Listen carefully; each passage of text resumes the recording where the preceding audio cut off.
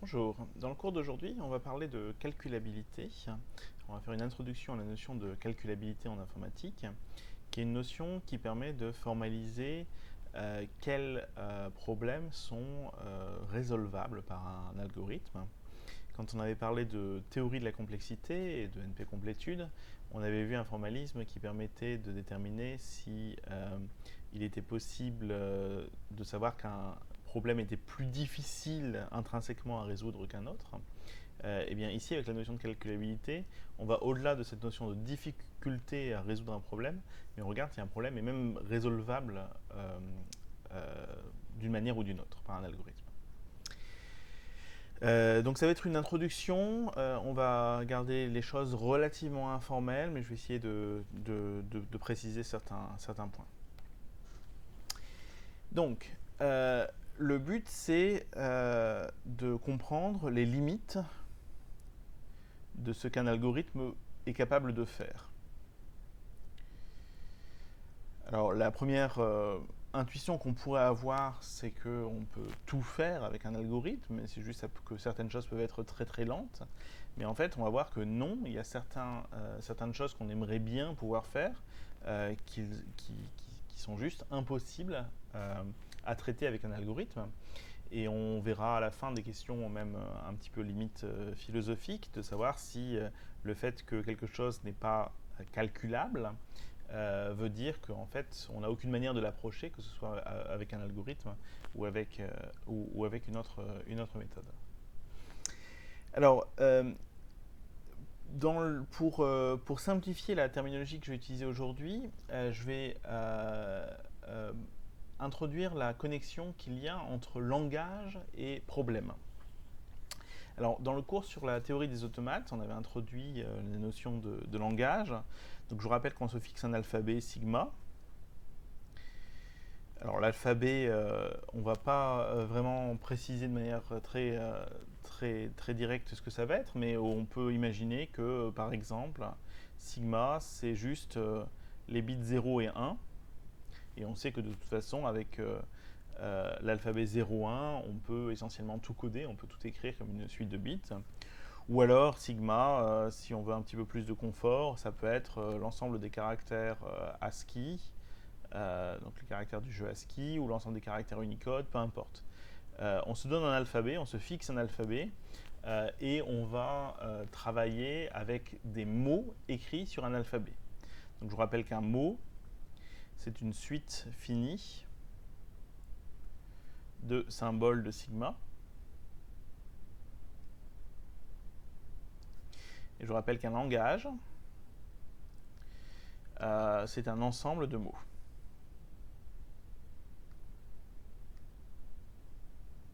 Un ensemble arbitraire de mots. Et donc on avait introduit la terminologie sigma étoile, c'est l'ensemble de tous les mots, l'ensemble de toutes les suites finies sur sigma.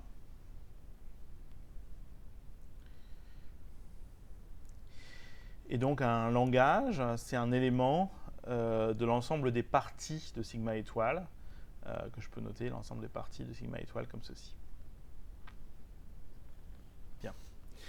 Donc ça, c'est un alphabet, un mot, qui est une suite finie de symboles de cet alphabet. Et donc l'alphabet est fini, hein. C'est une suite finie de caractères. Donc je vous ai dit par exemple, pensez pendant tout ce cours que l'alphabet c'est les chiffres 0 et 1. Un mot c'est une suite finie de symboles et un langage ça va être un ensemble de mots. Alors pourquoi je reparle de tout ça? On ne va pas parler spécialement d'algorithmes de texte dans ce cours, mais je parle de tout ça parce que les langages donnent un formalisme qui est assez agréable pour parler de manière générale des problèmes. Considérons un problème de décision. Alors, dans le cours sur la théorie de la complexité, on avait vu qu'il y a des problèmes qui sont des problèmes de calcul, où on se donne une entrée et il faut calculer quelque chose. Et puis il y a des problèmes un petit peu plus simples qui sont des problèmes de décision. On se donne une entrée et il faut répondre oui ou non. Il faut répondre vrai ou faux.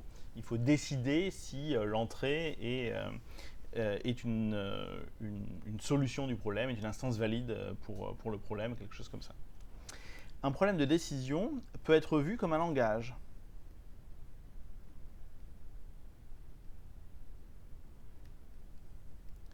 Comme quel langage? Comme langage de tous les mots. Donc un langage, c'est un ensemble de mots. De tous les mots correspondant à des instances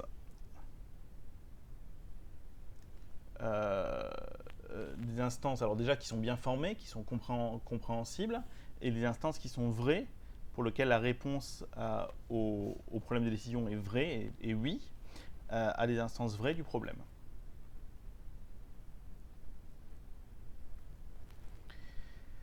Par exemple, le problème 3SAT qu'on avait introduit quand on avait parlé de NP-complétude, il prend en entrée une formule logique en forme, ou le problème SAT, on n'a pas besoin de restreindre à 3 ici, où on prend une formule logique de la logique propositionnelle et on s'intéresse à savoir si cette formule est satisfiable ou pas, eh bien, peut être vue comme le langage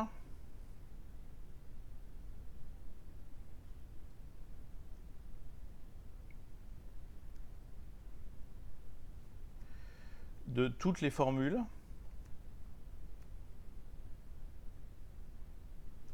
de la logique propositionnelle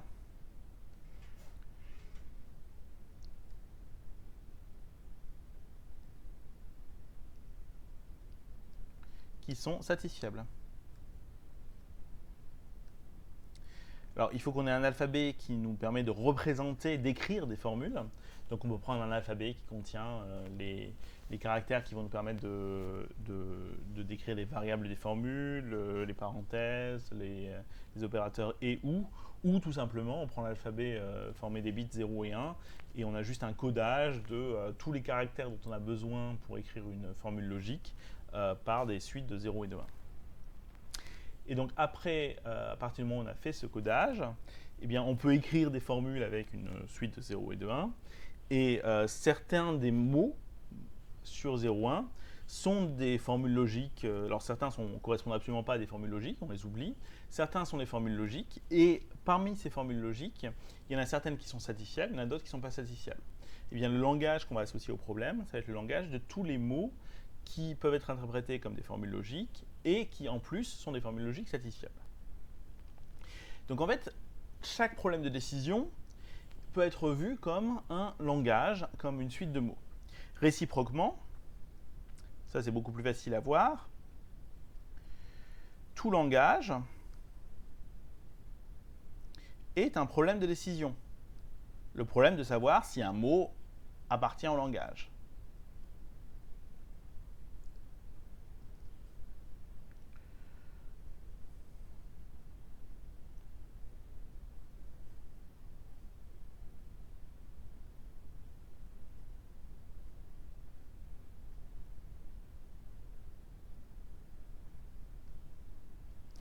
Alors, donc ça, c'est assez agréable parce que la notion de problème est une notion qui est un petit peu abstraite. Qu'est-ce que ça veut dire qu'un problème de décision exactement? Donc, dans tout le cours, on va parler de problèmes de décision, mais les notions que j'introduis se généralisent de manière assez naturelle à des problèmes qui ne sont pas des problèmes de décision, qui sont des problèmes de calcul, peu importe. Donc, la notion de problème est une notion assez abstraite. En revanche, la notion de langage est une notion très concrète. On se fixe un alphabet donné et un langage, c'est juste un ensemble de suites finies de symboles sur cet alphabet. Donc le fait de pouvoir voir chaque problème de décision comme un langage et chaque langage comme un problème de décision, le fait d'avoir cette vision des problèmes de décision comme des langages, va nous simplifier la vie parce que au moment où on va vouloir définir ce qu'est un problème qui est décidable par un algorithme, un problème qu'on peut résoudre à l'aide d'un algorithme, eh bien on va juste avoir à définir ce qu'est un langage qui est décidable, on parle aussi de calculable par un algorithme, et ça va nous simplifier les définitions, ça va donner des définitions qui sont à la fois plus simples et plus formelles, plus claires. Donc, on s'intéresse à des problèmes de décision. On pourrait considérer les problèmes de calcul, ça ne change pas grand-chose. Il faut juste, on peut aussi voir les problèmes de calcul comme des langages en fait où il y a deux parties. Il y a la partie de l'entrée et la partie de la sortie, mais peu importe. On s'intéresse aux problèmes de décision qu'on voit comme des langages et on essaie dans ce cours de formaliser la notion de qu'est-ce que ça veut dire qu'un problème est résolvable par un algorithme, qu'il existe un algorithme pour résoudre ce problème. Alors, maintenant j'ai besoin de spécifier ce que c'est qu'un algorithme. Alors, à la fin de cette séance, je vais spécifier de manière précise ce que j'entends par algorithme en donnant ce qu'on appelle un modèle de calcul, qui est le modèle de calcul des machines de Turing. Pour l'instant, je vais considérer qu'un algorithme, c'est quelque chose d'un peu informel, c'est une procédure de calcul qui peut être implémentable. Donc ça, c'est la définition d'algorithme qu'on a utilisée pendant tout ce cours, hein, qui est une décision un peu informelle. On a une idée de ce qu'est un algorithme. C'est quelque chose qu'on peut traduire en un programme d'un langage de programmation. Et si on n'a aucune contrainte sur l'environnement de programmation, tout ce qu'on peut décrire par un algorithme, on pourra le décrire par un programme dans un langage de programmation comme Python, par exemple. Quand on va être très précis sur la notion de calculabilité, on a besoin de définir de manière plus formelle ce qu'est un algorithme. On va le faire à la fin de ce cours, mais pour les notions que je vais introduire maintenant, on n'a pas forcément besoin d'avoir une idée extrêmement claire de ce qu'est un algorithme, et on va pouvoir raisonner de manière relativement simple. Bien, donc on se donne un problème qu'on peut voir comme un langage, et on a cette notion d'algorithme qui est une procédure implémentable dans un langage de programmation et qu'on va pouvoir rendre plus formelle un peu plus tard. Eh bien, on aimerait définir la notion de qu'est-ce que ça veut dire qu'un problème est résolvable par un algorithme. Alors, il y a plusieurs définitions importantes. Je vais commencer par la définition de semi-décidabilité d'un problème ou d'un langage. Semi-décidabilité qui s'appelle aussi la notion de récursive énumérabilité.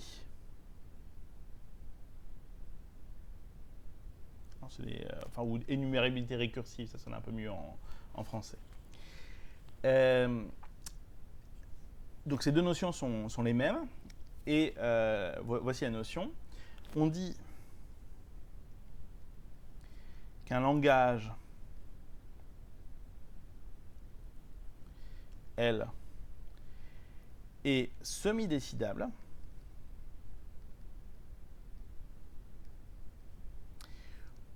ou récursivement énumérable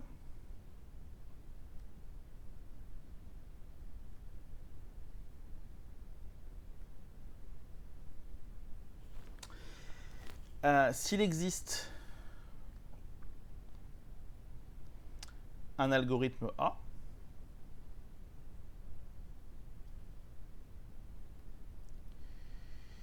qui a la propriété d'énumérer l'un après l'autre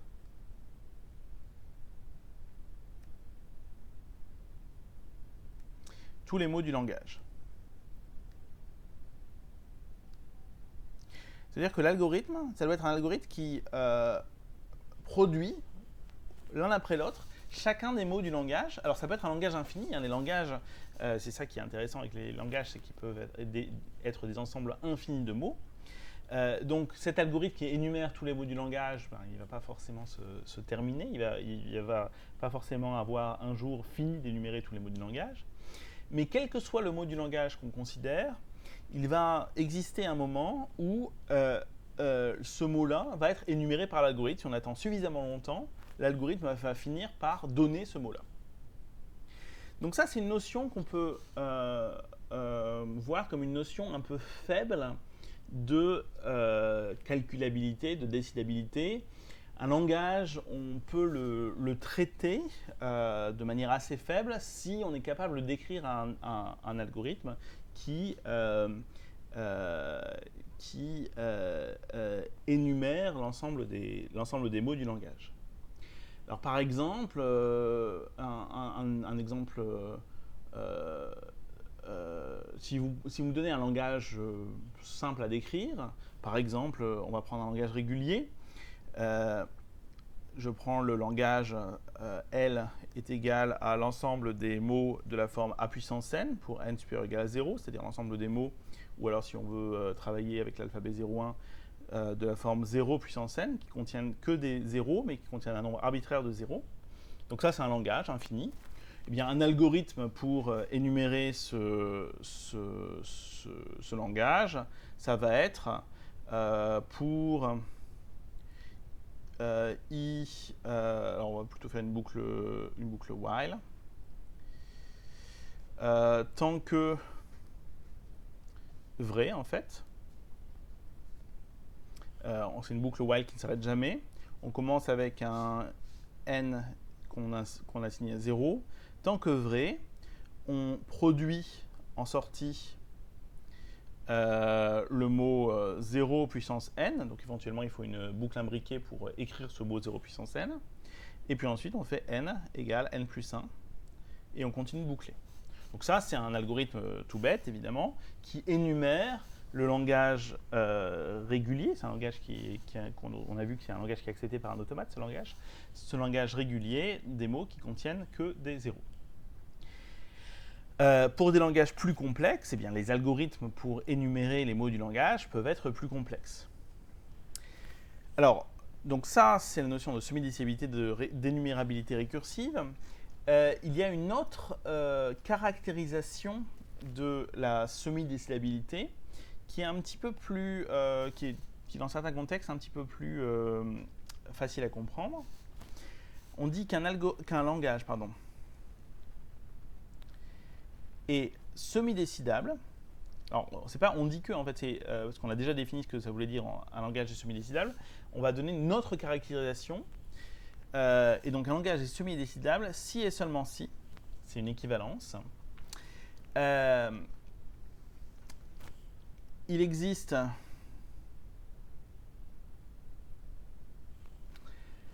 un algorithme, je vais appeler langage L, un algorithme grand A, qui prend en entrée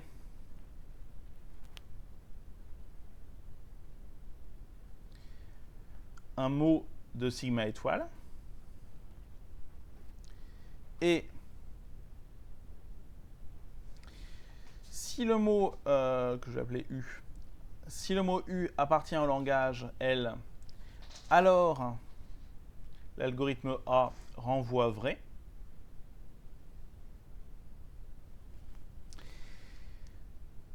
Si le mot U n'appartient pas au langage, alors l'algorithme A peut faire deux choses. Soit A renvoie faux, donc il dit bah non, ce mot n'apparaît pas du langage. Soit A ne répond pas. Ne répond pas. C'est-à-dire qu'un algorithme qui ne répond pas, c'est un algorithme qui part dans une boucle infinie. On attend, et jamais il donne une réponse. Donc là, on demande d'avoir un algorithme qui permet de semi-décider si un mot est dans le langage.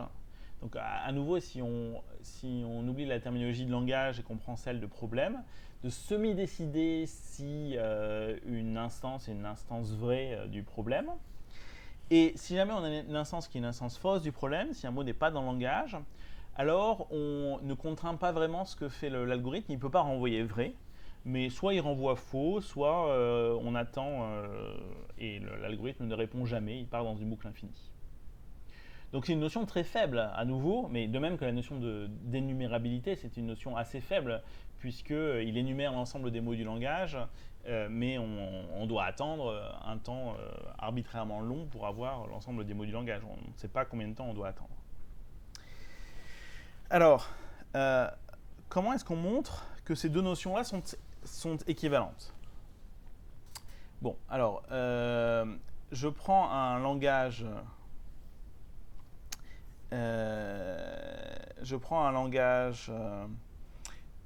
qui est semi-décidable. au sens de la définition qu'on a donnée juste avant. Donc il existe un algorithme qui les numère. Il existe un algorithme A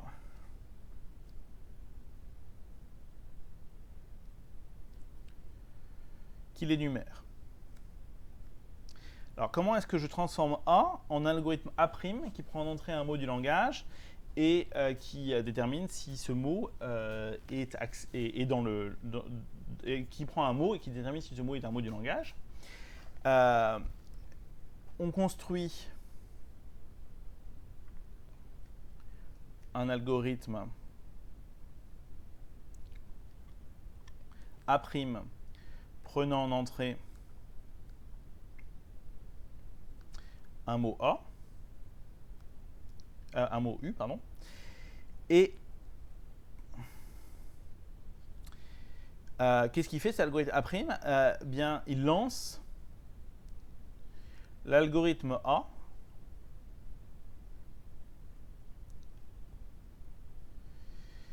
jusqu'à ce que A produise U. Donc il lance l'algorithme A et il voit tous les mots qui sont énumérés par l'algorithme A. Et quand si A énumère U, alors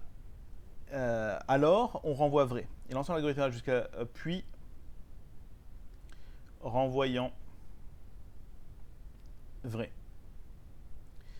Donc on a cet algorithme qui énumère tous les mots du langage. Par ailleurs, on a un mot et on veut savoir s'il appartient au langage. Qu'est-ce qu'on fait?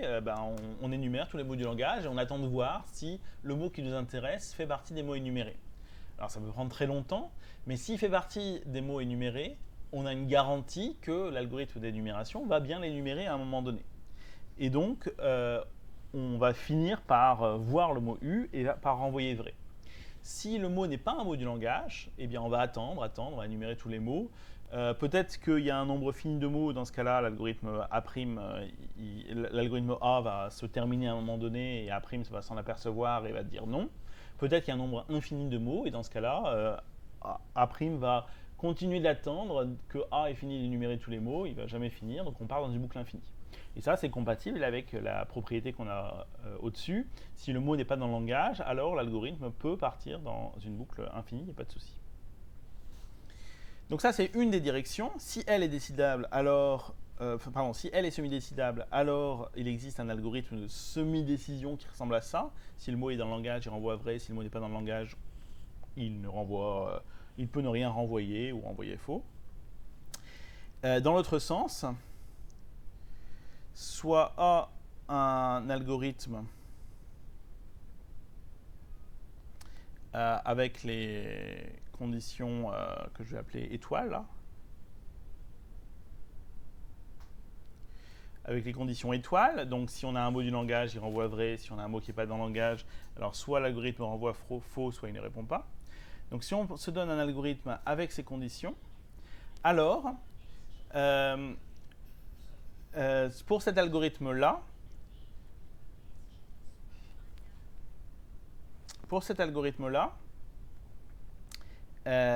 on va montrer qu'on est capable de construire un algorithme d'énumération. Donc on construit un algorithme A'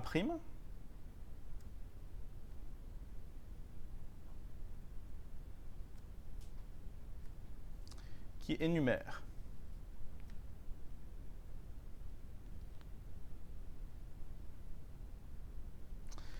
Alors comment on fait ça? Alors c'est une procédure qui est un petit peu complexe, qu'on appelle, en anglais on appelle ça du dovetailing. On va en fait énumérer tous les mots de sigma étoile, mais on va les énumérer un petit peu. Et pour chaque mot de sigma étoile, on va lancer l'algorithme A, mais pas jusqu'au bout, on va lancer juste quelques étapes de calcul de l'algorithme A, et puis ensuite on va passer au mot suivant, et on va lancer quelques étapes de calcul, et on va continuer. Donc, plus précisément, on énumère...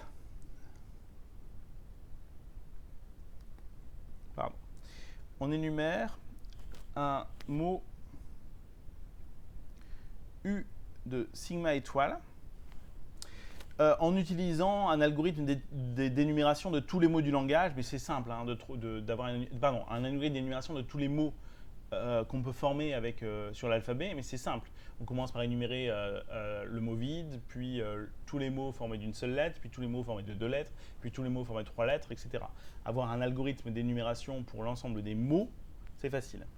Donc on énumère un mot en utilisant un algorithme qui énumère tous les mots. Voilà. Ensuite, on lance la première étape de calcul. Donc ça demande que la notion d'algorithme est une notion d'étape de calcul, mais ça va être le cas dans toutes les notions d'algorithme qu'on peut imaginer. La première étape de calcul de l'algorithme A sur le mot U. Ensuite, pour tous les mots qu'on a énumérés dans les étapes précédentes, pour tous les mots V énumérés jusqu'à présent, on lance une étape de calcul supplémentaire.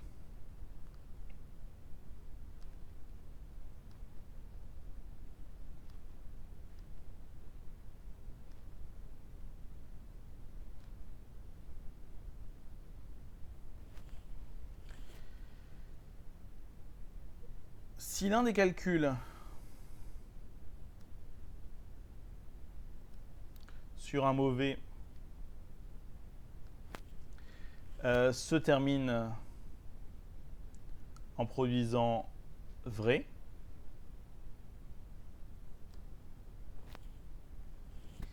alors on énumère V. Et ensuite, on revient à la première étape.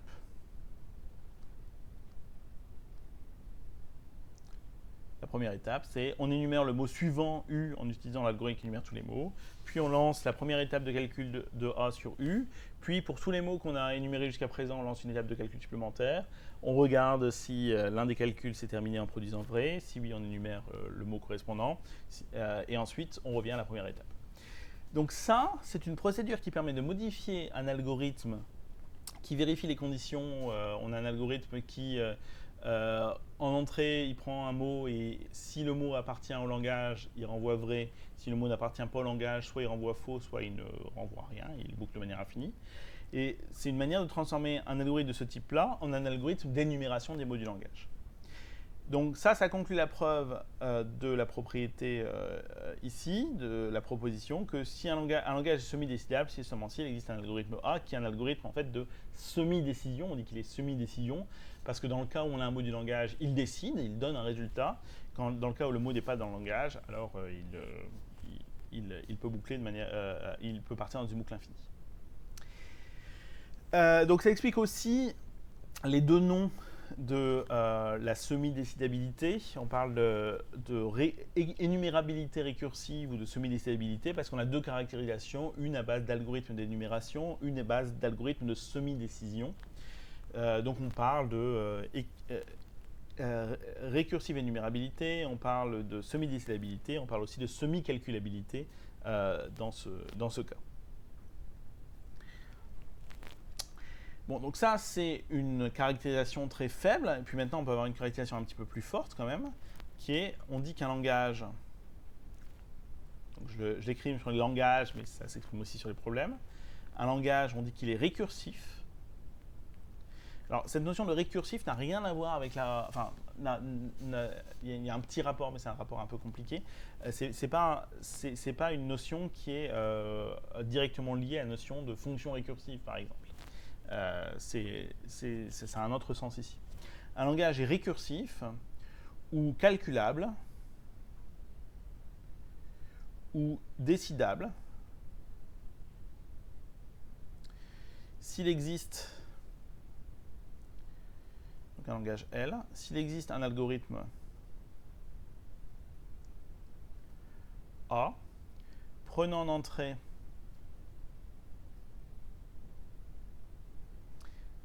un mot U sur l'alphabet et renvoyant vrai si U appartient à L, renvoyant faux sinon.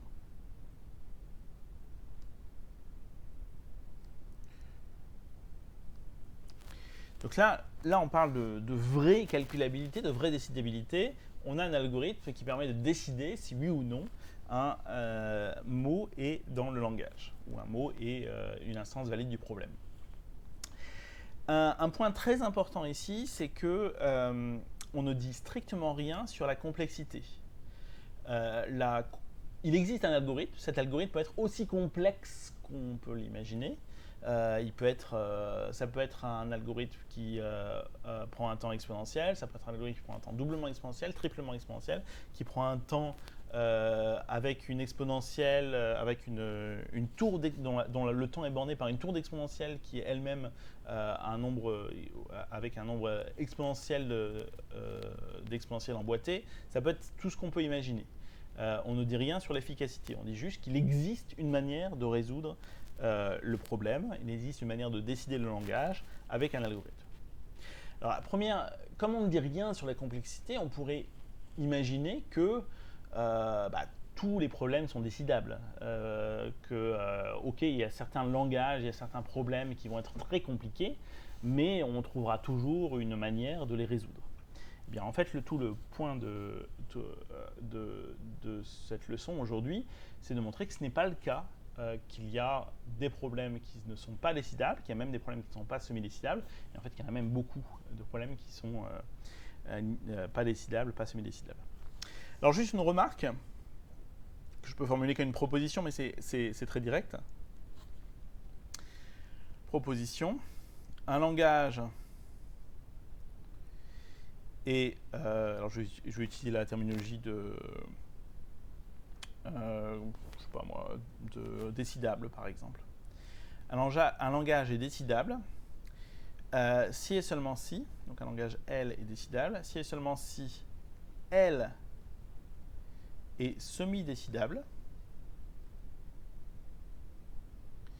et L bar est semi-décidable. Alors c'est quoi L bar? C'est le complémentaire. C'est le langage de tous les mots qui ne sont pas dans L.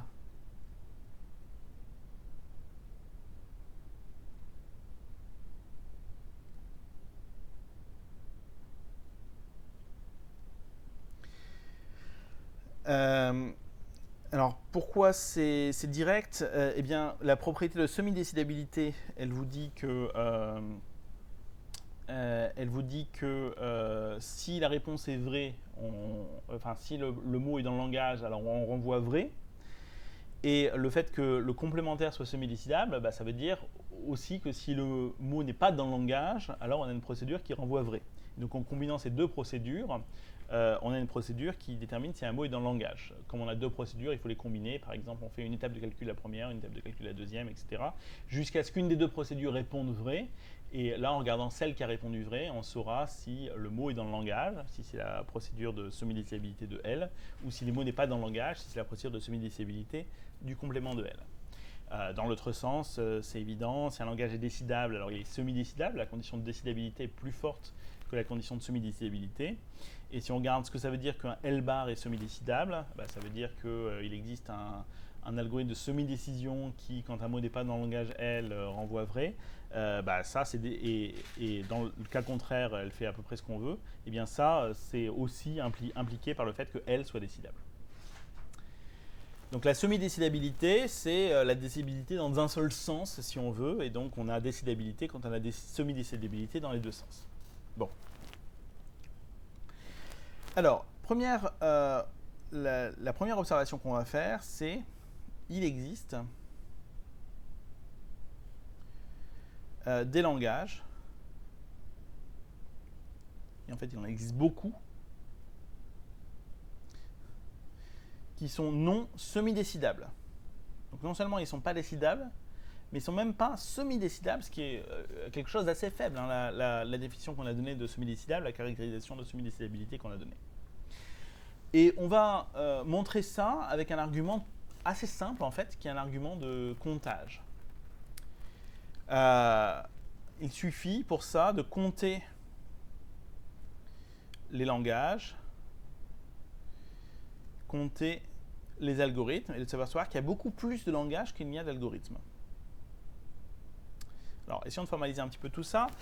Pour ça, un petit rappel de maths avec un très joli théorème élémentaire mais très important qui est dû à Cantor, donc qui est un logicien allemand, qui était un logicien allemand. On se donne un ensemble E arbitraire.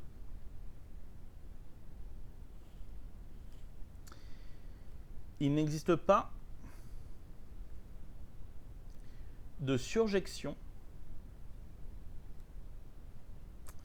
de E vers l'ensemble des parties de E. Donc a fortiori, il n'existe pas non plus de bijection, mais là c'est la partie surjection qui nous intéresse. Donc il n'existe pas de fonction qui arrive à associer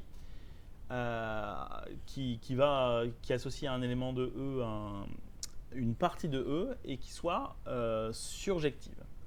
Alors si E est fini, c'est trivial ce théorème, parce que la cardinalité de E, si E est fini, fiction là c'est un entier n, et la cardinalité de P de E, le nombre de parties de E, c'est 2 puissance n.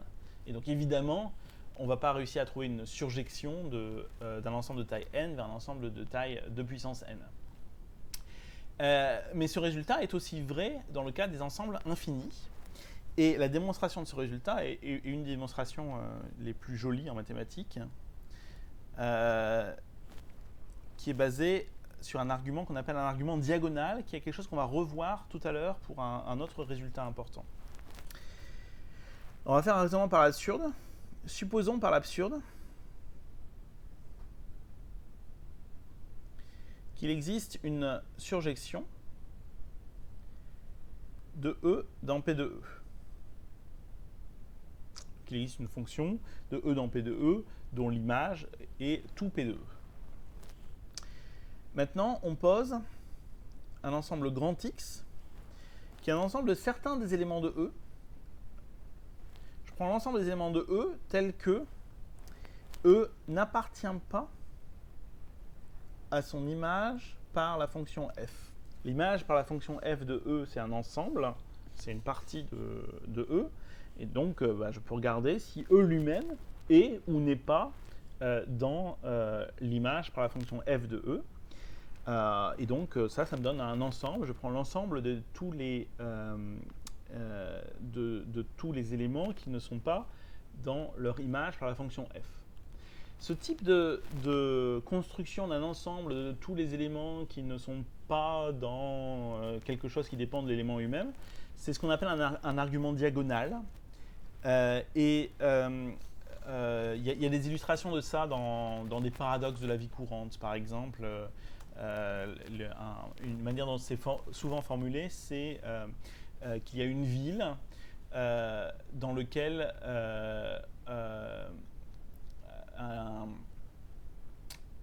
un barbier indique, c'est formulé avec des barbiers, même si le terme de barbier est un petit peu obsolète maintenant, indique qu'il rase tous les gens qui ne se rasent pas eux-mêmes. Donc la propriété de ce barbier, c'est qu'il rase tous les gens qui ne se rasent pas eux-mêmes. Et le paradoxe, c'est de déterminer si ce barbier se rase lui-même ou pas. S'il se rase lui-même, eh bien, comme la propriété du barbier, c'est qu'il rase tous les gens et uniquement les gens qui ne se rasent pas eux-mêmes, il ne doit pas se raser lui-même. Contradiction. S'il ne se rase pas lui-même, eh bien, comme il rase tous les gens qui ne se rasent pas eux-mêmes, il est censé se raser, et donc, encore une fois, contradiction. Alors, évidemment, dans cet exemple de langage informel, la conclusion de ça, c'est juste que c'est pas possible. Il ne peut pas y avoir de barbier qui rase uniquement les gens qui ne se rasent pas eux-mêmes. C'est une propriété qui ne peut pas exister. Eh bien, ici aussi, là, on va se servir de cette construction d'un ensemble diagonal X pour montrer que, en fait, la fonction f, elle ne peut pas exister. Alors, X, c'est un élément de P de E. Donc, il existe... donc, grand X est un élément de P de E. Donc, il existe petit x appartenant à E, tel que f de x égale grand X. Pourquoi il existe ce petit x? Parce qu'on a supposé que f était surjective. Donc, il y a forcément un petit x. La question maintenant, c'est est-ce que x est dans grand X ou pas? Supposons petit x appartenant à grand X. Alors, comme petit x appartient à grand X, par définition de grand X, cela veut dire que x n'appartient pas à f de petit x. Mais f de petit x, c'est grand X. On a supposé que x appartenait à grand X et on a obtenu comme conclusion que x n'appartient pas à grand X. C'est une contradiction. Donc, c'est pas possible, x ne peut pas appartenir à grand X. Bon, dans ce cas-là, supposons que x... Ça fait une contradiction. Supposons x n'appartenant pas à grand X. Dans ce cas-là, ça veut dire quoi? Comme x, grand X, c'est f de petit x. Donc, x n'appartenant pas à f de petit x, par définition de grand X, alors x, petit x, appartient à grand X, qui est l'ensemble des éléments tels que x n'appartient pas à f de x. Et j'ai supposé que x n'appartenait pas à grand X et j'ai obtenu comme conclusion que x appartenait à grand X. Contradiction. Quelle que soit l'hypothèse que je prends pour l'appartenance de petit x à grand X, j'obtiens une contradiction. Ça veut dire que j'obtiens une contradiction à mon raisonnement par l'absurde. Et donc ça veut dire que il n'existe pas de f de E dans P de E qui soit surjectif. J'ai oublié le fait que, évidemment, qu'il soit surjectif. Et donc, le théorème de Cantor est vérifié. Donc, vous voyez que c'est un théorème qui se prouve avec des arguments très élémentaires, mais avec des arguments importants, en fait, et donc qui montre qu'il n'existe pas de surjection de E vers l'ensemble de ses parties. Bien, très bien. Bon, et bien maintenant,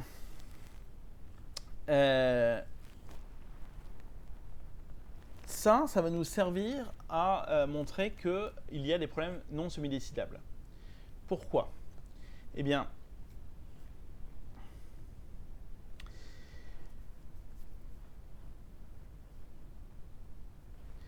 supposons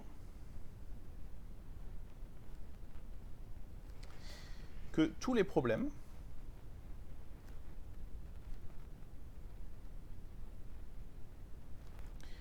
soient semi-décidables. Donc, pour tout problème possible, il existe un algorithme qui semi-décide ce problème. Alors, ça voudrait dire quoi? Eh bien, ça veut dire qu'il existe une fonction. Ça veut dire qu'il existe une fonction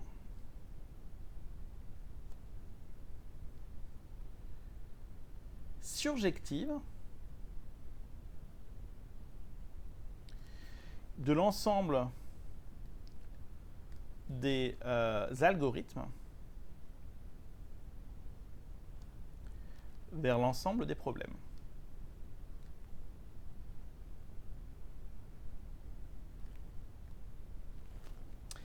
Mais alors, c'est quoi un algorithme? Alors, on n'a toujours pas précisé ce que c'était qu'un algorithme. On a dit que c'est une procédure formelle qui est implémentable. On va donner des exemples de modèles de calcul, c'est-à-dire de manière de définir formellement les algorithmes. Mais quel que soit le choix d'un algorithme qu'on se donne, un algorithme, ça va être décrit. Les algorithmes vont être décrits par des suites finies de bits.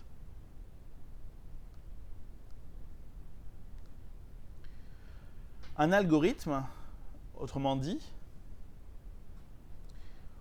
peut être vu comme un mot de sigma étoile, par exemple avec sigma qui est 0,1. Un problème, c'est quoi? On a dit que peut être vu comme un langage sur sigma, c'est-à-dire, c'est quoi un langage? Par définition d'un langage, un ensemble de mots de sigma étoile.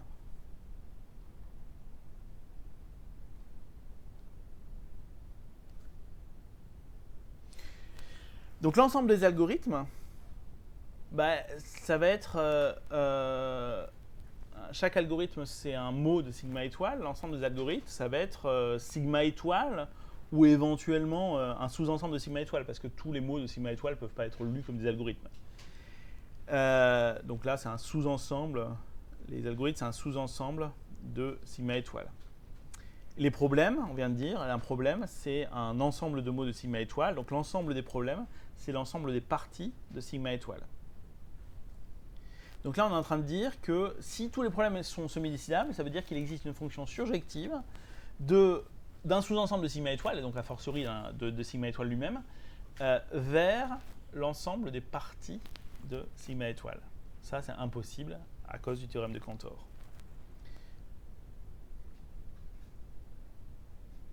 Il n'existe pas de surjection de sigma étoile vers l'ensemble des parties de sigma étoile.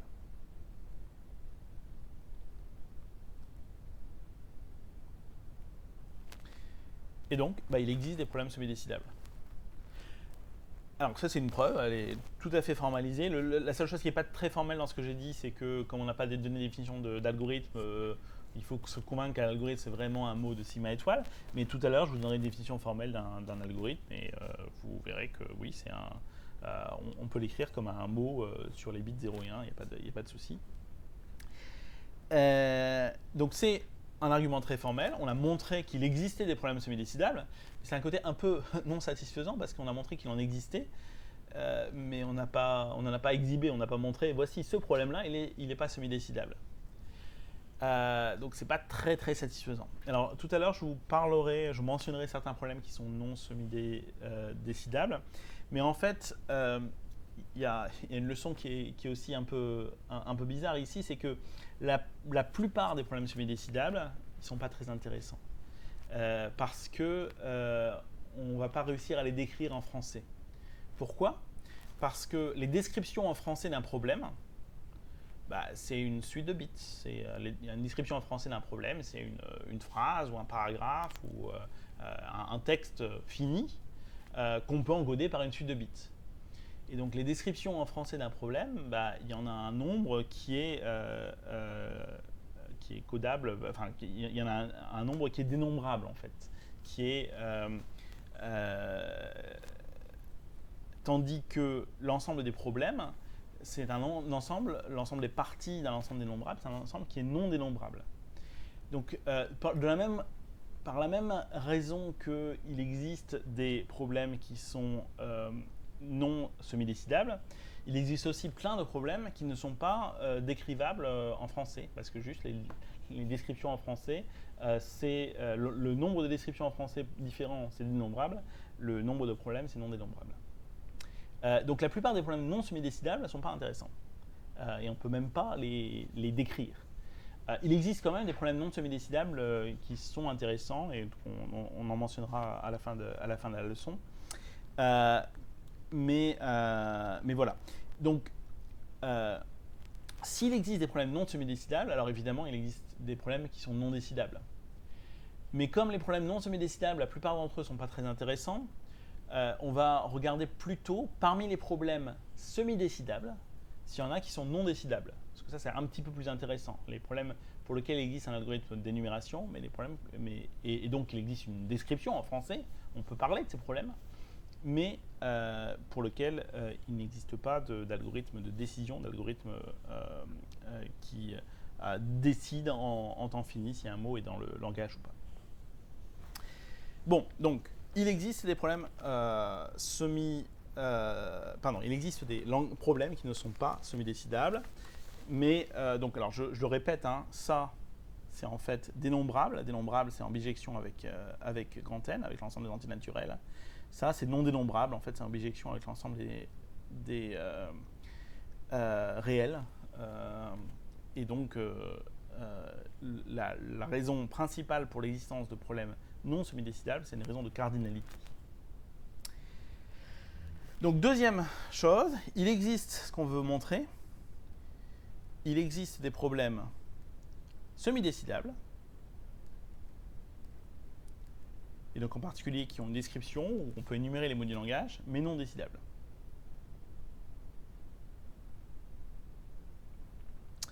là, c'est ce qu'on va voir maintenant. Alors, ce résultat-là, c'est un résultat qui date du milieu du XXe siècle, et c'est un résultat très important, le fait qu'il existe des problèmes semi-décidables et non décidables. Et c'est un résultat qui a coupé court à un certain espoir des mathématiques, en fait. Alors, au début du XXe siècle, David Hilbert, qui est un des mathématiciens les plus proéminents de cette époque, que vous connaissez peut-être si vous avez fait un peu d'analyse ou vous avez parlé d'espace hilbertien, par exemple. David Hilbert donc c'était vraiment un mathématicien très renommé, qui était reconnu par ses pairs, et il avait dénombré un certain nombre de grands problèmes des mathématiques du début du XXe siècle, en disant voilà les problèmes qu'il faut que les mathématiques résolvent.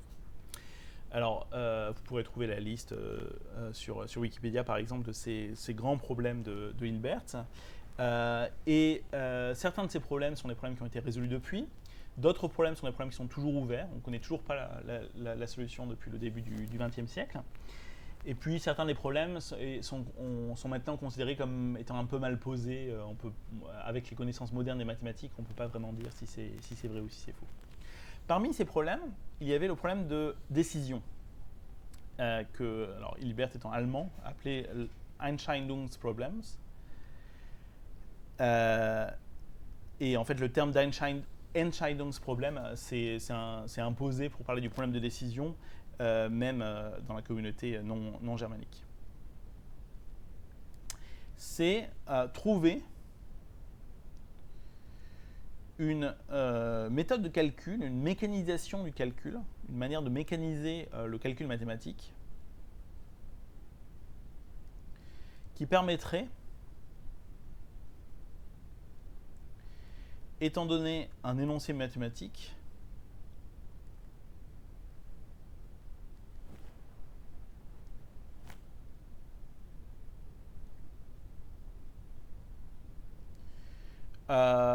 de déterminer s'il est vrai ou faux. Donc ça, c'est avant les ordinateurs. Hein. Les ordinateurs n'existaient pas au début du XXe siècle, évidemment. Et avant les ordinateurs, Hilbert avait cette vision qu'on devrait pouvoir mécaniser le calcul. Les règles mathématiques de raisonnement, c'est des règles logiques. On peut partir d'un résultat, on peut regarder toutes les conséquences de ce résultat, etc. Et ce serait bien d'avoir une manière comme ça de décider, étant donné un énoncé mathématique, si cet énoncé mathématique est vrai ou faux. Eh bien, ce qu'on va montrer maintenant, c'est que cet espoir était un espoir vain, qu'il n'est pas possible de trouver une mécanisation du calcul permettant, étant donné un énoncé mathématique, de déterminer s'il est vrai ou faux, parce qu'il existe des problèmes qui sont semi-décidables, mais qui ne sont pas décidables. Ces problèmes semi-décidables, c'est des problèmes qu'on peut formellement décrire par un énoncé mathématique, mais le fait qu'ils ne sont pas décidables montre que on n'arrivera pas à avoir une méthode automatique qui permet de déterminer si le résultat est vrai ou faux. Et donc, l'impossibilité de résoudre le problème de décision de Hilbert, le Entscheidungsproblem de Hilbert, a été un coup assez violent à l'image qu'on avait des mathématiques comme une solution universelle qui permettrait de résoudre tous les problèmes. Alors, celui qui a résolu ce problème de décision en montrant que non, on ne peut pas résoudre, c'est Alan Turing, donc qui est très connu comme pour plein de raisons, parce que c'est dans un certain sens le fondateur de l'informatique théorique comme science.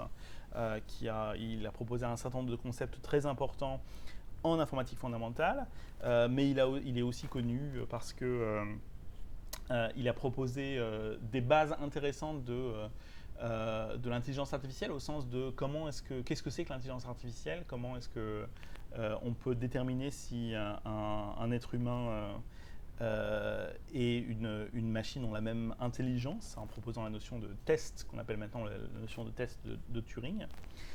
Il a aussi des contributions à d'autres sciences. Il a fait de la morphogénèse, par exemple.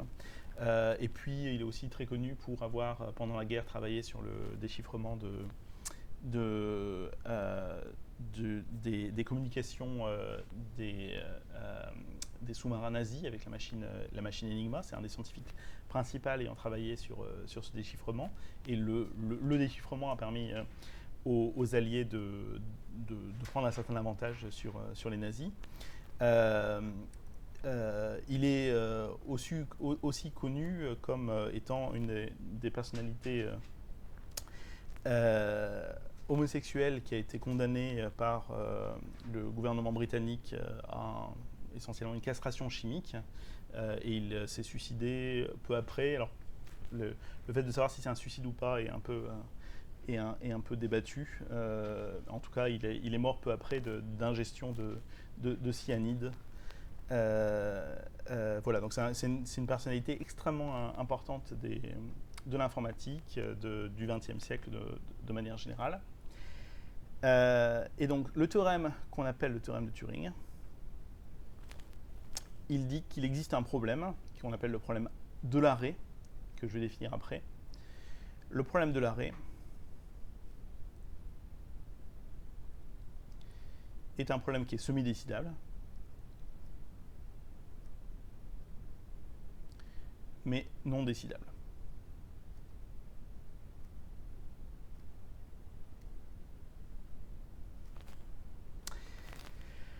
Alors,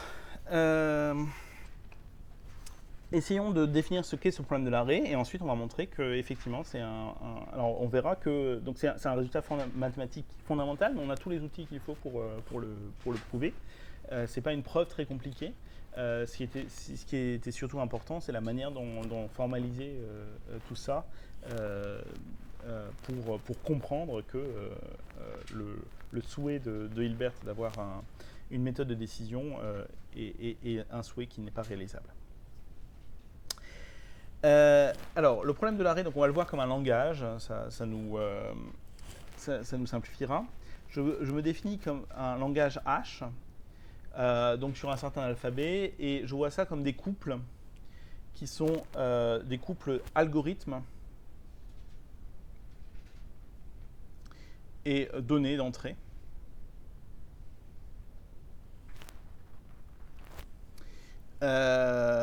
L'ensemble de tout, et alors voilà, tel que, donc c'est les couples algorithmes données d'entrée, tel que l'algorithme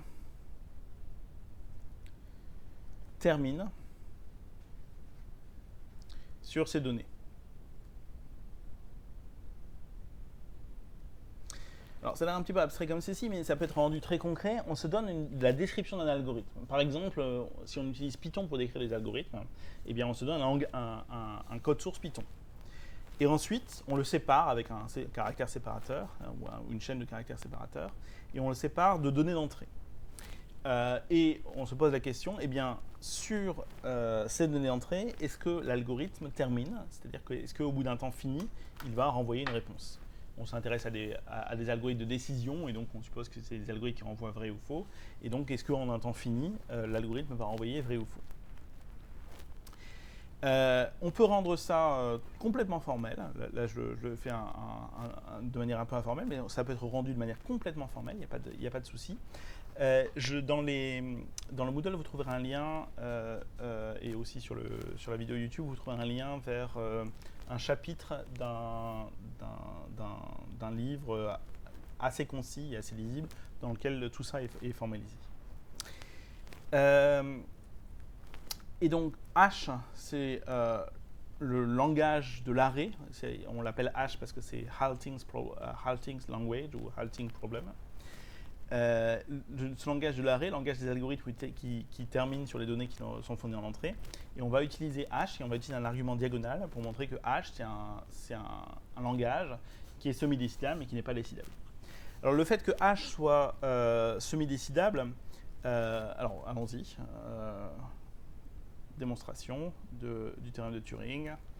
H est semi-décidable, déjà. Pourquoi est-ce que H est semi-décidable? C'est assez facile. Hein.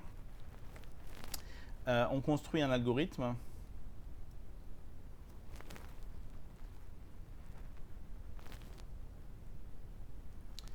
euh, que je vais appliquer, que je vais appeler B,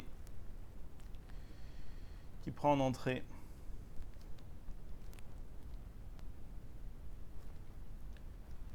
un mot X appartenant à sigma étoile, et si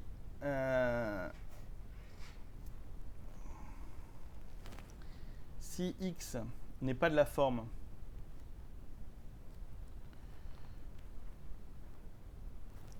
algorithme donné,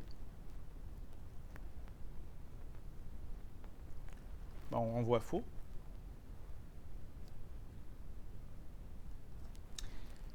Sinon, et donc ça on a juste un codage d'un algorithme, par exemple son code source en Python, et des données d'entrée, par exemple les bits formés de ces données d'entrée, et un codage des paires pour séparer l'algorithme des données d'entrée. Sinon, donc on a X de la forme, donc on représente, je fais un appel à un abus de langage, c'est un codage de, mais peu importe, qui est de la forme algorithme et puis données d'entrée. Et on applique A à U. Si A termine et répond... non, d'ailleurs, on n'a même pas besoin de regarder ce que A répond. Bon. Si A termine, alors on renvoie vrai. Si A ne termine pas, on parle de boucle infinie.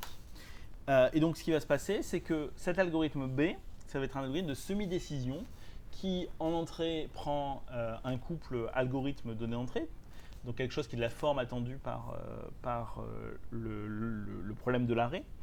Et si l'algorithme termine sur ces données d'entrée, alors on renvoie vrai, donc on semi-décide que l'algorithme termine, sinon on parle d'une boucle infinie puisqu'il ne termine pas, mais ça fait partie de la définition de semi-décidabilité. Donc H est semi-décidable. Maintenant, on veut montrer que H n'est pas décidable. Donc on montre que le langage de l'arrêt n'est pas décidable. Avec un argument diagonal, donc qui ressemble un petit peu à l'argument qu'on a utilisé pour démontrer le théorème de Cantor. Alors comment est-ce qu'on fait ça ? Supposons par l'absurde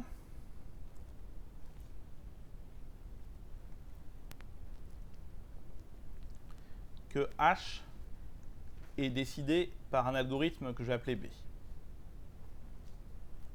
Donc, supposons qu'on a un algorithme de décision de B.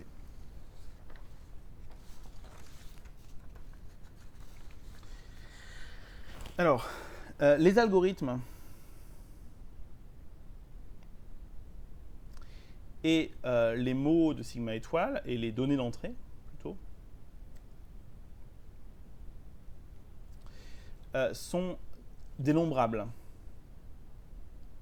Un algorithme, c'est une suite finie de bits, des données d'entrée, c'est une suite finie de bits, l'ensemble des suites définies de bits, c'est dénombrable. Donc on peut les numéroter. Dénombrable, c'est-à-dire qu'il existe une bijection avec n, et donc je peux numéroter les algorithmes par A0, A1, A2, le premier algorithme, le deuxième algorithme, le troisième algorithme, etc. Et puis il y a un nombre infini d'algorithmes, évidemment. Et puis les données d'entrée, U0, U1, U2, etc. Donc, conceptuellement, je numérote les algorithmes et les données d'entrée. Je construis à partir de l'algorithme B, qui est censé décider H, je construis un algorithme B'. Construis un algorithme B'.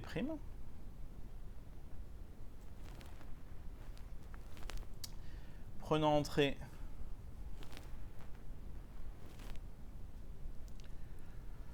un mot qui est l'un des UI de sigma étoile. Et cet algorithme, il fait la chose suivante. Alors, on applique B à AIUI. Donc, c'est-à-dire qu'on utilise l'algorithme de décision du problème de l'arrêt qu'on suppose exister sur l'algorithme AI à la position, donc c'est AI pour le même I hein, que le UI de l'entrée, avec les données UI. Si B renvoie faux,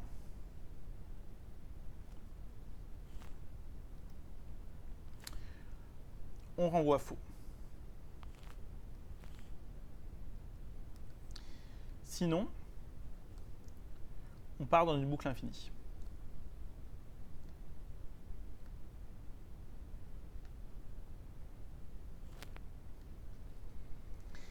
Donc là, je suis en train de construire mon argument diagonal. J'ai construit, de la même manière que tout à l'heure, j'avais construit un ensemble X des éléments qui n'appartenaient pas à leur image. Là, j'ai construit un algorithme B' qui est un petit peu autoréférent, qui applique l'algorithme B à des données. Et si B dit cet algorithme termine, alors on va renvoyer faux, sinon on va partir dans une boucle infinie. Alors B', c'est un algorithme qu'on a construit. Et donc, il existe un J ou un K tel que B', c'est AK. Bien. Et bien maintenant, je veux appliquer l'algorithme de décision pour le langage de l'arrêt B à B', UK. Appliquons B à B', qui est égal à AK, et UK, la km entrée. Il peut y avoir deux choses qui se passent. B, c'est un algorithme de décision, donc soit il renvoie vrai, soit il renvoie faux. Il ne peut pas partir dans une boucle infinie. Si B renvoie vrai, alors, le fait que B renvoie vrai, ça veut dire que AK appliqué à UK termine. Alors AK c'est B', et B' par définition c'est quoi? C'est on commence par appliquer B à AIUI. Et aussi l'entrée c'est UI. Ici l'entrée c'est UK, donc on applique B à AKUK. Donc on applique B à AKUK, et si B renvoie faux, on renvoie faux, sinon on part dans une boucle infinie. Mais appliquer B à AKUK, c'est exactement ce qu'on vient de faire. Et on a dit qu'on est dans le cas où B renvoyait vrai. Alors dans AKUK termine, bien, mais AKUK, c'est B' de UK. Et qu'est-ce qu'il fait? Et par définition de B', l'exécution de B', elle commence par lancer l'algorithme. Elle commence à lancer l'algorithme B, et pour qu'elle termine, ça veut forcément dire, parce que dans le deuxième cas, on parle dans une boucle infinie, pour qu'elle termine, ça veut forcément dire que B renvoie faux sur UK, sur AKUK.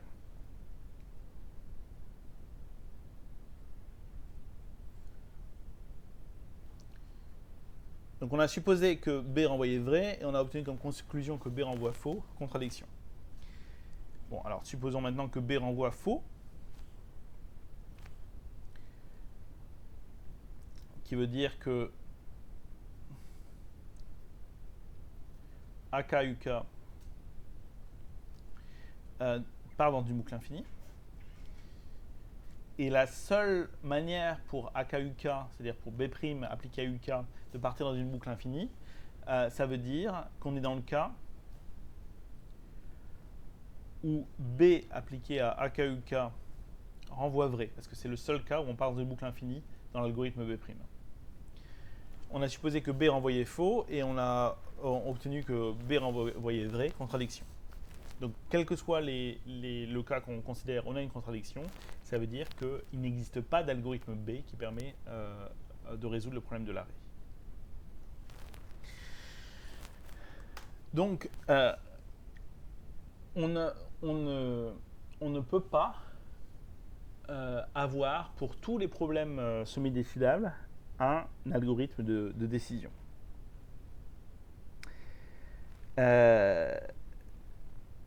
C'est ce résultat de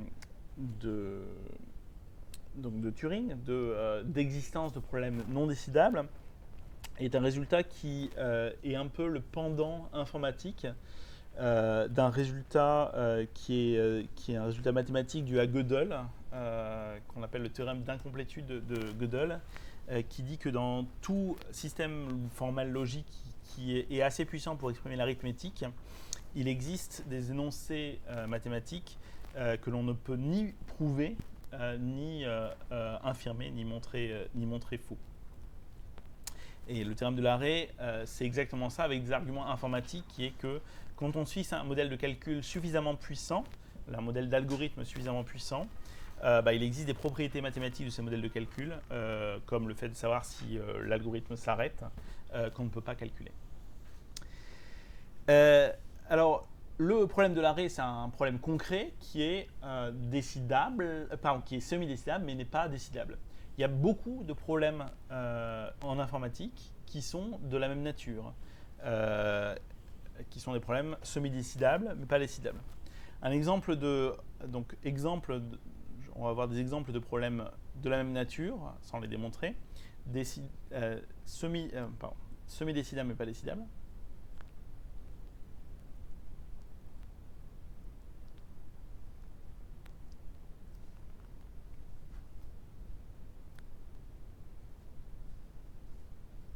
Donc le problème de l'arrêt, c'est-à-dire étant donné un programme et une entrée de ce programme, est-ce que ce programme s'arrête? Le théorème de... Alors, déterminer si la fonction implémentée, donc si une fonction implémentée dans n'importe quel programme, si une fonction implémentée dans un langage de programmation classique, tel que Python,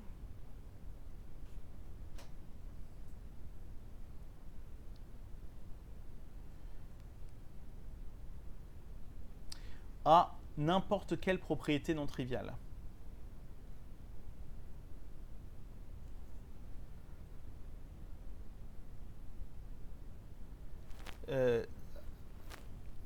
À l'exécution. On ne parle pas des propriétés de son écriture, par exemple, est-ce qu'elle utilise tel mot-clé. On parle de ses propriétés à l'exécution du programme. Donc ça s'appelle, ce résultat-là, ça s'appelle le théorème de Rice, et c'est en fait une conséquence assez simple du problème de l'arrêt, enfin du théorème de l'arrêt, du théorème de Turing. Et donc juste pour vous donner des illustrations de ça, ça veut dire que vous ne pouvez pas écrire un programme qui prend en entrée un programme Python et qui décide si un jour ce programme Python va écrire bonjour sur sa sortie standard. Si un jour ce programme Python va renvoyer le résultat 42. Si un jour ce programme Python va passer par telle ligne du programme. On n'a aucune propriété qui soit non triviale qui peuvent être automatiquement déterminées pour une fonction implémentée dans un langage de programmation classique. Alors ça ne veut pas dire qu'on ne peut pas, dans un certain nombre de cas simples, déterminer si oui ou non c'est possible. Si vous me donnez un certain nombre de programmes que vous avez écrits, je serai dans la grande partie des cas capable de vous dire ce programme, un jour il renverra vrai, ou un jour il renverra faux, un jour il affichera hello ou pas. Donc dans plein de cas particuliers, on est capable d'y répondre. Moi je serai capable d'y répondre et on pourra écrire un algorithme qui saura y répondre. Mais il existe aussi des cas de programmes Python dans lesquels on sera incapable, dans le cas général, de conclure sur n'importe quelle propriété non triviale. D'autres exemples de problèmes non décidables, étant donné deux ensembles de mots, qu'on se donne deux ensembles de mots, et deux ensembles finis de mots. Déterminer si une séquence de mots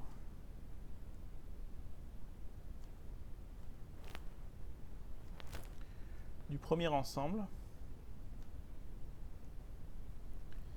est identique à une séquence du deuxième ensemble.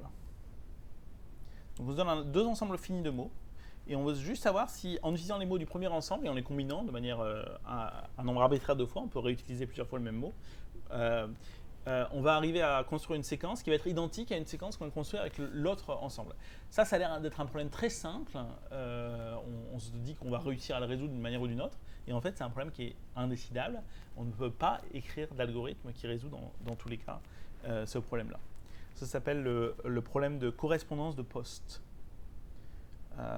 Post, c'est un nom propre, c'est pas la Poste. Mais il y a plein d'autres choses, étant donné des règles de calcul dans un groupe, au sens de théorie des groupes. Donc c'est quoi une règle de calcul? C'est le fait que j'écris que ABC égale DEFG par exemple. Ça c'est une règle de calcul à chaque fois que j'ai les éléments ABC dans mon groupe, que je fais leur produit, c'est égal aux éléments DEFG dans mon groupe. Donc étant donné l'ensemble de règles de calcul dans un groupe, déterminer si deux expressions sont égales, déterminer s'il existe une manière d'utiliser les règles de calcul pour prouver que des expressions sont égales. Là encore, ça a l'air assez simple quand on se donne cette description, mais c'est un problème qui est indécidable. Il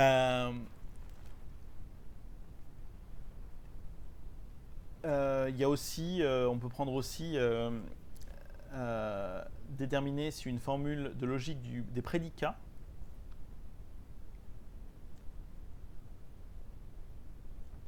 donc la logique des prédicats, c'est la logique qu'on a l'habitude d'utiliser en mathématiques. En fait, c'est la logique avec les ou, les et, les non, mais aussi avec les quantifieurs. Il existe pour tout, etc. Donc déterminer si une formule logique des prédicats est satisfiable, c'est-à-dire s'il existe une manière d'affecter les valeurs aux différentes variables qui apparaissent, ça c'est quelque chose qui est non décidable. Donc plein de problèmes qu'on rencontre dans la vie réelle. C'est pas des problèmes abstraits. C'est pas comme les problèmes non décidables qui sont impliqués par l'existence de problèmes non décidables impliqués par le théorème de Cantor. Des problèmes un peu abstraits. On sait qu'il y en a, mais on ne sait pas forcément les décrire. Là, c'est des problèmes très, très concrets. Alors juste, comme je vous l'avais promis tout à l'heure, je vous avais dit que on peut trouver des exemples concrets de problèmes qui sont non semi-décidables, mais c'est des exemples un petit peu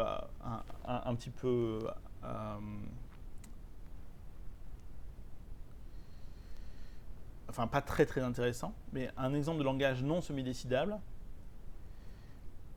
c'est les complémentaires des langages qu'on a montrés qui étaient non décidables. Donc par exemple, le complémentaire du langage de l'arrêt. Ou alors plus précisément, le langage des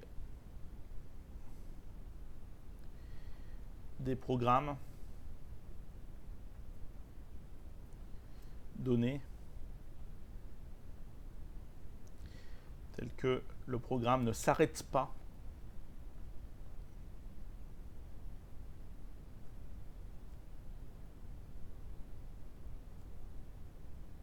sur ces données. Ça va pas, c'est pas semi-décidable, parce que si c'était semi-décidable, le fait que le langage de l'arrêt est semi-décidable, et ça nous dirait que le langage de l'arrêt est décidable, puisqu'on aurait les arguments dans les deux sens. Et donc ça, ce n'est pas un langage qui est semi-décidable. Voilà. Alors, dans le temps qui nous reste, je voudrais vous définir un exemple de manière de définir formellement un modèle de calcul, qui va être les machines de Turing. Mentionner quelques autres modèles de calcul existants, juste pour qu'on comprenne que l'exemple des machines de Turing, c'est juste un exemple, c'est pas le seul.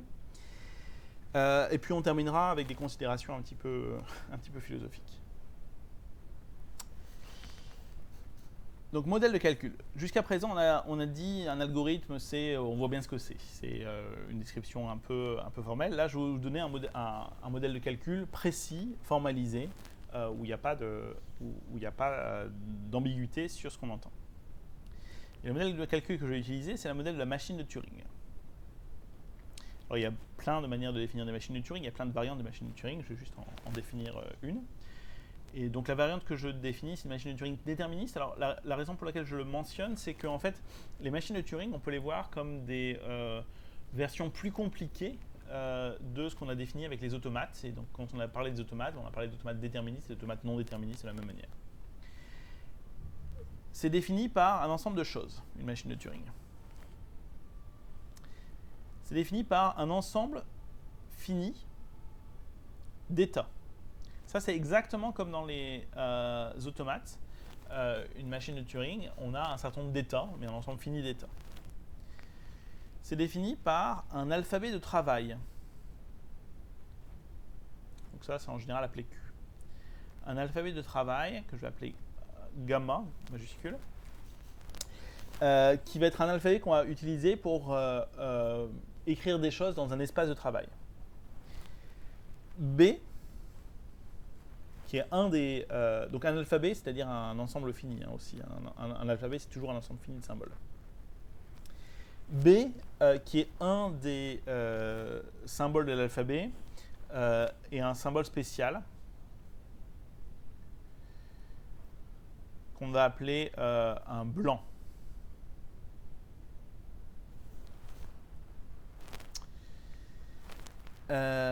Sigma, qui est inclus dans gamma moins B, c'est l'alphabet d'entrée-sortie. Donc là, c'est en fait l'alphabet, par exemple, ça peut être l'alphabet 0,1, c'est l'alphabet sur lequel on va vraiment travailler, dans lequel on va vraiment fournir les entrées. Et quand la machine de Turing calcule quelque chose, elle va calculer quelque chose qui va être écrit comme un mot de cet alphabet. Ensuite, on a Q0 appartenant à un grand Q qui est un état initial. Donc ça, c'est exactement comme les automates. On a F qui est inclus dans Q, qui est un ensemble d'états finaux. Et puis on a les fonctions de transition. Alors, on a une fonction de transition. Et la fonction de transition, c'est une fonction qui a un état qui n'est pas un état final et un symbole de l'alphabet de travail associe un état, un nouvel état, un symbole de l'alphabet de travail et une direction parmi LR pour left-right, parmi gauche-droite. Alors, qu'est-ce qui est similaire avec les automates et qu'est-ce qui est... Donc ça, c'est une machine de Turing. Qu'est-ce qui est similaire avec les automates et qu'est-ce qui est similaire et qu'est-ce qui est différent? Qu'est-ce qui a été ajouté? Bien, l'ensemble fini d'états, ça fait partie des automates. Les états initiaux, les états finaux, ça fait partie des automates. La fonction de transition, c'est la même chose presque que pour les automates, sauf que pour les automates, on avait un état, un symbole, on associe un état. Ici, un état, pas parmi les états finaux, mais c'est un détail, un symbole, on associe un état, un nouveau symbole, ça c'est nouveau, et une direction de positionnement de la tête de lecture, j'en parlais plus tard, ça c'est nouveau. Mais partiellement, la fonction de transition, elle représente en partie ce qu'on est capable de faire avec des automates. Donc les machines de Turing, c'est vraiment une généralisation des automates où on a des choses en plus, où on a un alphabet de travail, on a un espace de travail. Alors, comment est-ce qu'on définit la sémantique d'une machine de Turing, un calcul avec une machine de Turing? Donc, étant donné... Alors au passage, on appelle ça machine de Turing parce qu'évidemment, ça a été proposé par Alan Turing également comme modèle de calcul. Et c'est avec ce modèle de calcul que la notion d'indécidabilité du problème de l'arrêt est survenue. Étant donné une machine de Turing, un calcul sur l'entrée U, qui est un mot de l'alphabet sigma. Oui, j'ai pas dit, mais évidemment, tout ça, donc tout ce qui est en rouge, c'est les choses qu'on a retrouvées dans les automates. Dans les automates aussi, on a un alphabet. Étant donné une machine de Turing, un calcul sur l'entrée U appartenant à sigma étoile est une séquence de configuration. Donc les configurations, c'est les états et puis des choses en plus. Et les configurations sont de la forme un état,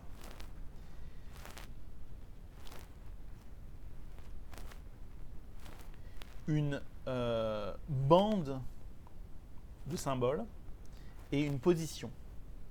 Donc, donc un KN, donc une séquence finie, hein, et un calcul, c'est un calcul fini.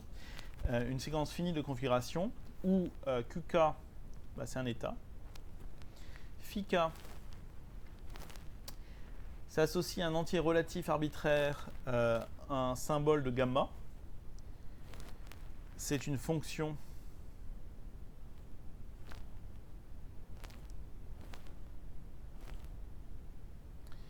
associant à... Donc on voit ça comme une bande virtuelle. Vous imaginez une bande de papier de taille infinie et avec des cases. Et dans chaque case, on peut avoir un symbole. Alors il y a un petit problème au fait que la bande est potentiellement infinie, mais je vais ajouter une condition après qui va résoudre ce problème. Et IK, qui appartient à un Z, c'est la position actuelle. On a une position actuelle sur la bande. Et on impose un certain nombre de conditions.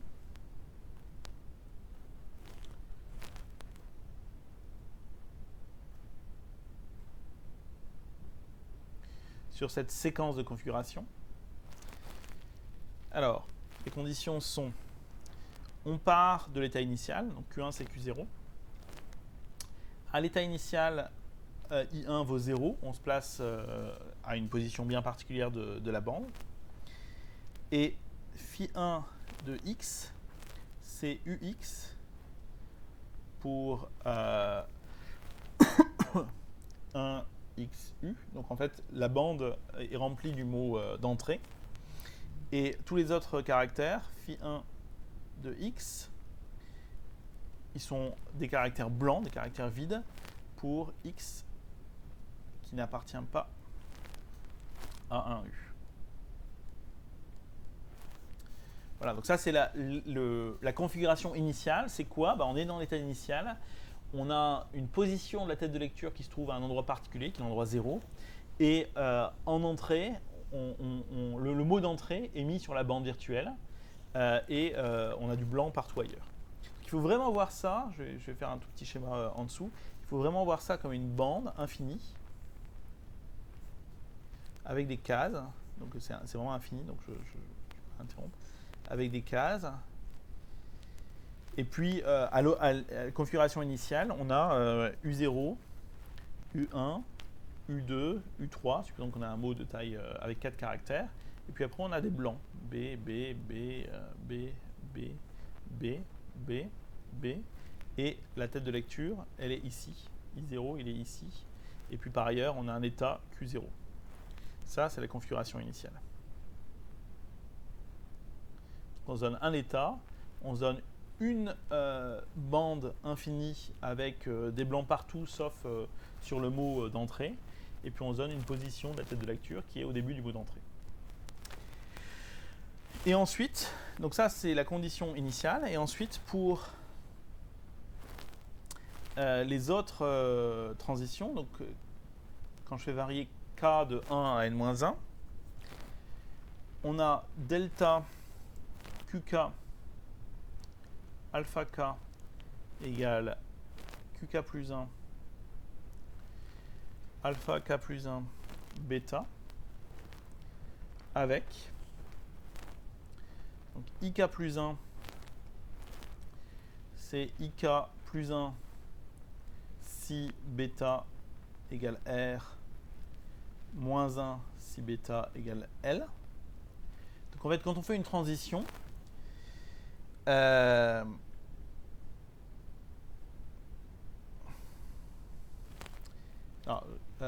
vais terminer et puis ensuite je vais expliquer. Pour x qui n'est pas pointé à la position i, phi k de x ne change pas, c'est phi k plus 1 de x. Et pour x qui est égal à ik, phi k de x c'est alpha k, et phi k plus 1 de x c'est alpha k plus 1. Alors, donc j'explique ce qui se passe. Quand on est dans un état qk et que phi k de x, pardon, phi k de ik, donc la case pointée par la tête de lecture contient le symbole alpha k, alors on passe dans l'état qk plus 1, on remplace le symbole alpha k par le symbole alpha k plus 1 à la position où on est, et puis on bouge la tête de lecture qui initialement est en ik, on la bouge à droite si la transition nous dit de R, et on la bouge à gauche si la transition nous dit L. Donc en fait, une machine de Turing, elle va prendre une bande virtuelle comme celle que j'ai représentée en bas ici, et sur cette bande virtuelle, elle va à chaque étape appliquer une transition en fonction du symbole qui est pointé par la tête de lecture, bouger la tête de lecture à gauche ou à droite, et éventuellement réécrire le symbole qui est pointé par la tête de lecture. Donc c'est un automate, sauf qu'en plus l'automate peut écrire des choses sur une bande infinie de papier. Mais évidemment, comme on va regarder que des calculs finis, on va pouvoir écrire qu'une partie finie de cette bande de lecture. Donc ça c'est un calcul. Et on dit qu'un calcul est acceptant ou simplement renvoi vrai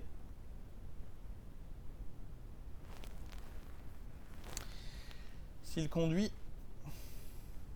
si le dernier état, Qn, a un état final. Échouant ou renvoyant faux, sinon.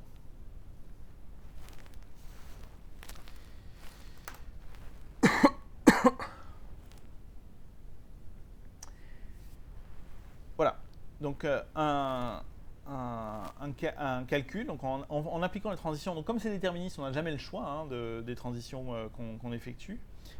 Comme c'est déterministe, on applique transitions les unes après les autres, et puis au bout d'un certain étape, on arrive dans un état qui est final. Si on arrive dans un état final, on a un calcul acceptant. Si on n'arrive pas dans un état final, on n'a pas de calcul, on n'a pas d'état acceptant. Et on dit qu'on renvoie faux. Donc ça, c'est un modèle de calcul précis qui décrit à chaque machine de Turing. Chaque machine de Turing correspond en fait à un algorithme. Chaque machine de Turing décrit un calcul qu'on est capable de faire sur une donnée d'entrée et qui renvoie soit vrai, soit faux. Donc c'est un algorithme de décision qui renvoie vrai ou faux. Le calcul est un peu compliqué parce qu'on est contraint, c'est plus compliqué qu'un calcul qui est exprimé par un programme en Python, puisque là on est vraiment très contraint dans la manière dont on écrit notre algorithme, mais c'est un calcul. Bon. On peut écrire à la main des machines de Turing pour des problèmes simples, par exemple, je sais pas moi, vérifier qu'un mot est un palindrome. Ça, c'est pas très compliqué à faire avec une machine de Turing. On démarre au premier caractère du mot. Euh, on se, euh, on démarre au premier caractère du mot. On écrit le caractère quelque part, par exemple avant dans la bande de lecture. On va à la fin du mot et on réécrit le même caractère. On regarde si ces deux caractères sont identiques. Enfin, il y a un certain nombre de problèmes relativement simples qu'on peut résoudre en écrivant à la main des machines de Turing. Pour des problèmes plus compliqués, ça devient de la machinerie complexe. Mais ce qui est intéressant, c'est un résultat qu'on appelle souvent le théorème de Church-Turing.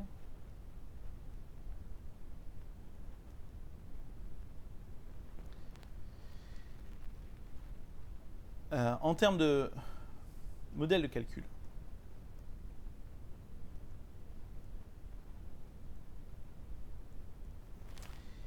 les formalismes suivants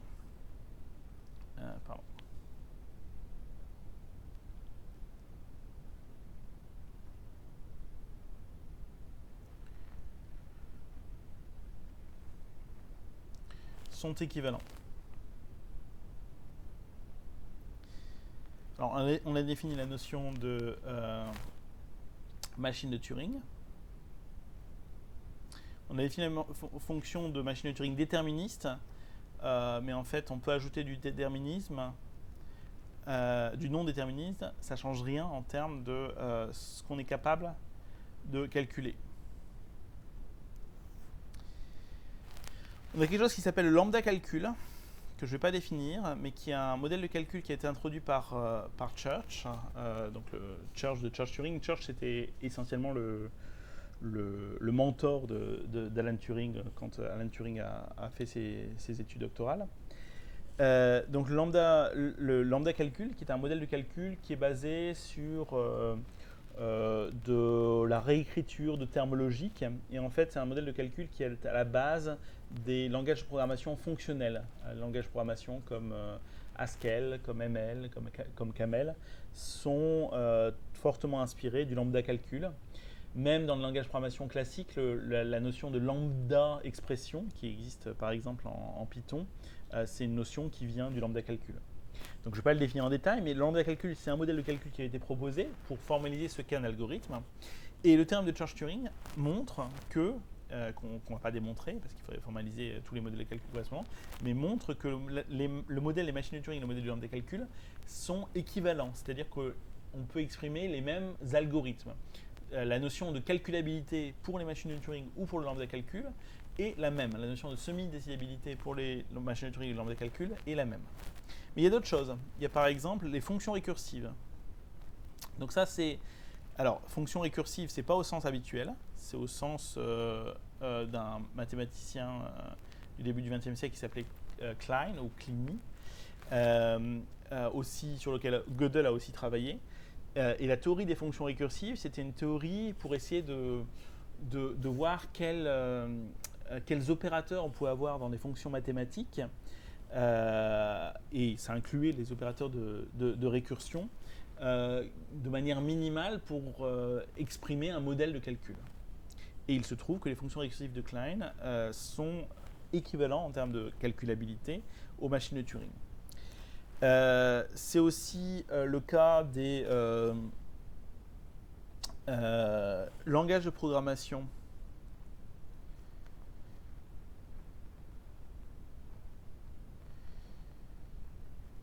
usuels. Je vais rajouter quand même sans contrainte d'environnement. Un programme qu'on peut écrire en Python, un programme qu'on peut écrire en C, en Camel. Si on n'a pas de contrainte d'environnement, c'est-à-dire que si le programme va s'exécuter sur une machine avec de la mémoire infinie essentiellement, eh bien ces langages de programmation, la notion de calculabilité qu'ils permettent d'exprimer est la même que la notion de calculabilité pour des machines de Turing, pour du lambda calcul, pour des fonctions récursives de Kleene, etc.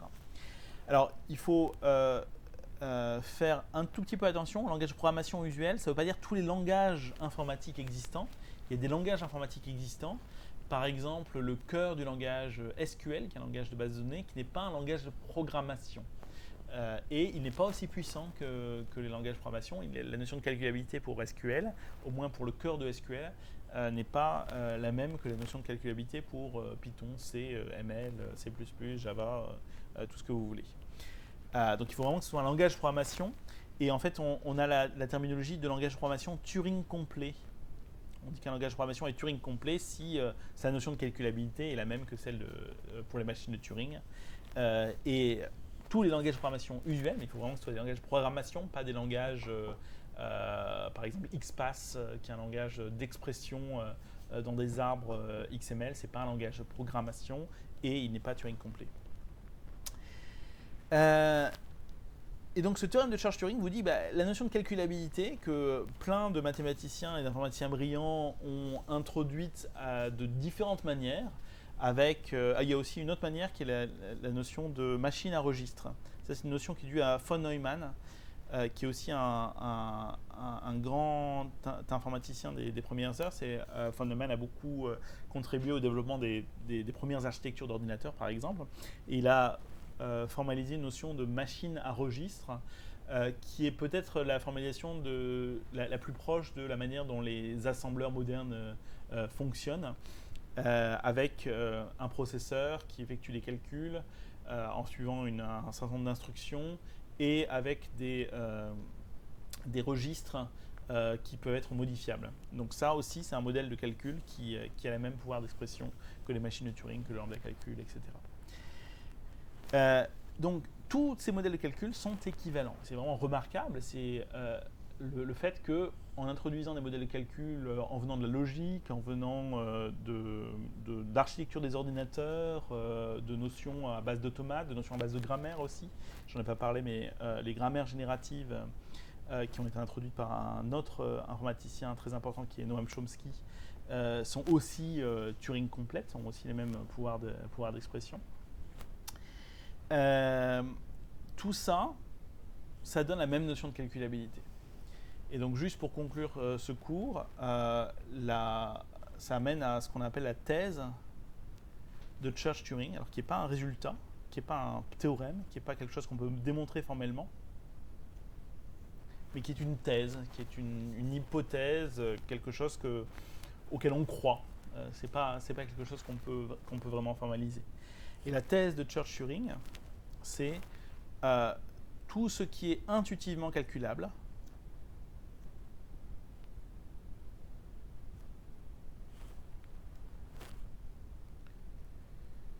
Alors, intuitivement, ce qui est humainement calculable, tout ce qu'un être humain est capable de calculer, tout ce que la nature est capable de calculer. La nature fait des calculs quand on voit des résultats de propagation de cyclones, par exemple, on peut voir ça comme des résultats d'un certain nombre de calculs qui suivent les règles physiques. Donc tout ce qui est calculable, eh bien, est calculable au sens de Turing, est calculable au sens des machines de Turing. La thèse de Church-Turing, c'est qu'il n'y a pas d'autre notion de calculabilité, et en particulier que les résultats d'indécidabilité, le fait que le théorème de l'arrêt est indécidable pour les machines de Turing, il est indécidable aussi pour toutes les notions intuitives qu'on peut avoir de calculabilité. Il existe des algorithmes, il existe des problèmes qu'on ne pourra jamais résoudre parce qu'ils sont indécidables et que la notion d'indécidabilité qu'on a introduite formellement avec la notion de machine de Turing, avec la notion de langage, etc., on ne peut pas trouver d'autres notions de calculabilité qui rendraient ces problèmes décidables pour lesquels on pourrait trouver une solution à ces problèmes. Donc encore une fois, c'est une thèse, c'est quelque chose qui est avancé, c'est pas quelque chose qui est démontrable, parce qu'on ne sait pas formaliser ce qui est humainement calculable, ou ce qui est calculable par la nature, ce que la nature sait calculer. Mais tous les processus de calcul qu'on peut imaginer les processus de calcul biologique, les calculs qui sont faits au sein des cellules, par exemple avec les brins d'ADN et d'ARN. Tous ces calculs-là ce sont juste des cas particuliers, au mieux, qui sont des cas équivalents à ce qui est calculable par une machine de Turing. Voilà, donc le message principal à retenir pour le cours d'aujourd'hui, donc qui est un cours un petit peu plus prospectif, qui est un petit peu plus ouvert, qui se donne, c'est pas un cours pour lequel on peut vraiment faire un TP, on n'implémente rien, c'est juste comprendre quelles sont les limites de l'algorithmique en fait, quelles sont les limites de ce qu'on peut faire avec un ordinateur ou même avec n'importe quoi d'autre. Tous les problèmes qu'on aimerait bien pouvoir résoudre ne sont pas des problèmes qu'on peut résoudre. Il y a des limites, il y a des problèmes qu'on ne pourra jamais résoudre. Voilà, donc c'est le dernier cours de ce type. Et donc la semaine prochaine, comme j'ai parlé, on fera une séance de révision en synchrone.